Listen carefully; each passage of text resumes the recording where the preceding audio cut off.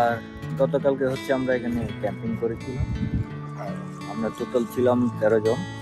আর 13 জনে এই 6টা খাবো আর কি। আর রাতটা ভালোভাবে কাটলো। আর আমরা এখন সাগরের ঢেউয়ের ফিল নিব। তো চলো।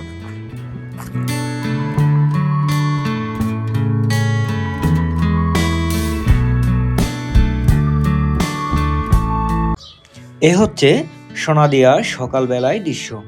আমার মনে হয়েছিল আমি যেন হারিয়ে গেছি সেই সমুদ্রের সাথে। এই বিচে আসলে আপনি হাঁটলে বুঝতে পারবেন না যে বালিগুলা এত যে নরম, একদম তুলার মতো।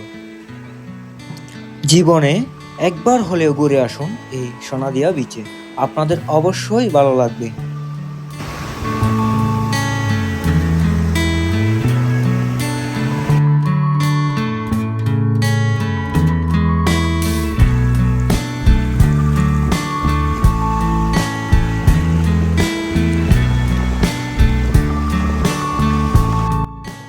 তো সকালবেলা ঘোরা শেষ, এখন হচ্ছে আমাদের সকালবেলা খাবার রেডি হয়েছে। সকালের খাবার হচ্ছে খিচুড়ি,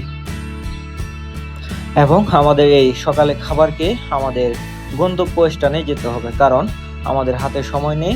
আমাদের গন্তব্য স্থানে যেতে অনেক সময় লাগবে, 5 থেকে 6 ঘন্টা জার্নি করতে হবে। তো আমাদের 2 দিনের ট্যুর এখানে সমাপ্তি ঘটনা। আর এখন আমাদের গন্তব্য স্থান হচ্ছে আমাদের আবার যেতে হবে যান্ত্রিক জীবনে।